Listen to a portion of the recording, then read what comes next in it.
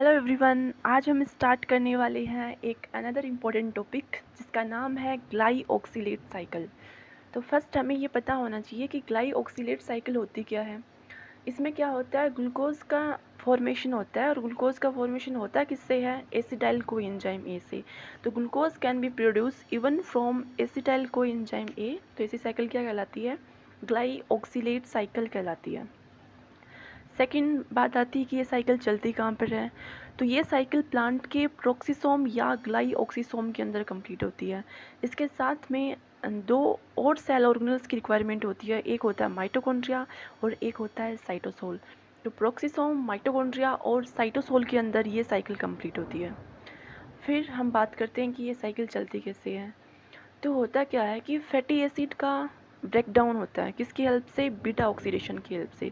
तो fatty acid का break down हुआ बीटा ऑक्सीडेशन की हेल्प से, तो फॉर्मेशन होता है एसिटाइल को एंजाइम ए का। किसका formation, acetyl co enzyme A का फॉर्मेशन।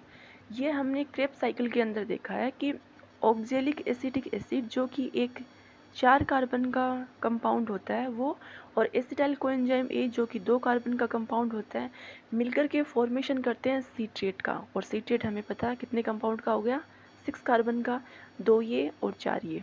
ठीक है, तो 6 कार्बन के कंपाउंड का फॉर्मेशन करता है। किसकी सिंथेसिस हो रही है, सीट्रेट की। तो याद रखने का तरीका, सीट्रेट की सिंथेसिस, तो एंजाइम क्या हो गया, सीट्रेट सिंथेज। क्योंकि एंजाइम के लास्ट में जो सफिक्स लगता है वो एज लगता है, तो एंजाइम क्या हुआ, सीट्रेट सिंथेज। उसके बाद ये स्टेप भी हमने क्रेब्स साइकिल में देखा है कि सीट्रेट से फॉर्मेशन होता है आइसोसीट्रेट का with the help of एकोनिटेज enzyme, एकोनिटेज enzyme की सहायता से। ठीक है, उसके बाद क्या होता है कि आइसोसीट्रेट का ब्रेक डाउन होता है। आइसोसीट्रेट में कितने कार्बन हैं, 6 कार्बन। क्योंकि यहाँ भी हमने देखे हैं सीट्रेट में कितने कार्बन थे, 6 कार्बन। और ये सारी प्रोसेस चल कहाँ रही है, प्रोक्सिसोम के अंदर। ठीक है, आइसोसीट्रेट का ब्रेक डाउन होता है 2 मॉलिक्यूल्स के अंदर। एक बनता है ग्लाइऑक्सिलेट जो कि 2 कार्बन का होता है, और दूसरा बनता है सक्सिनेट जो कि 4 कार्बन का होता है। यहाँ पर जो एंजाइम काम में आता है उसका नाम है आइसोसीट्रेट लाइज। किसका ब्रेक डाउन, आइसोसीट्रेट का, मतलब किसकी लाइसिस, आइसोसीट्रेट की। तो एंजाइम क्या हो गया, आइसोसीट्रेट लाइज।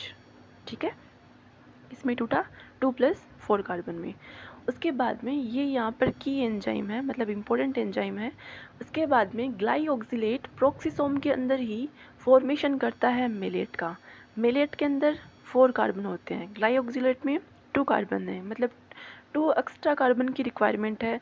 तो वो एक्स्ट्रा 2 कार्बन आते हैं एसिटाइल कोएंजाइम ए से। मेलेट की सिंथेसिस हो रही है, तो एंजाइम हो गया मेलेट सिंथेज। ठीक है, उसके बाद में मेलेट से ऑक्जेलिक एसिडिक एसिड का फॉर्मेशन हो सकता है by the help of malate dehydrogenase enzyme.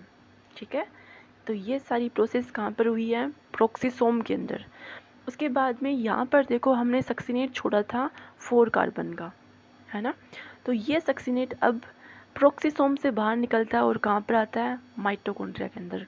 और माइटोकॉन्ड्रिया के अंदर सक्सिनेट से फॉर्मेशन होता है फ्यूमरेट का, और फ्यूमरेट से फॉर्मेशन होता है फिर वापस से मेलेट का।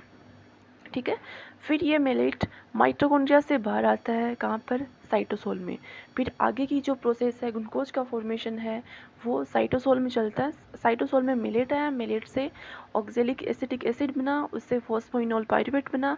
यहाँ पर सिर्फ एक एंजाइम इम्पोर्टेंट है जिसका नाम है PEP carboxy kinase, means phosphoenol pyruvate carboxy kinase.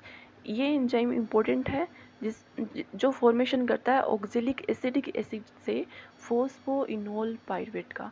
और फाइनली इससे बाद में फॉर्मेशन हो जाता है ग्लूकोज का। तो जो ग्लूकोज का फॉर्मेशन हमें करना था एसिटाइल कोएंजाइम ए की सहायता से, वो फाइनली हो चुका है। तो ये थी हमारी ग्लाइऑक्सिलेट साइकिल, बहुत ही सिंपल सी थी। If you like this video then like and share this video and subscribe my channel. Happy learning, thanks for watching.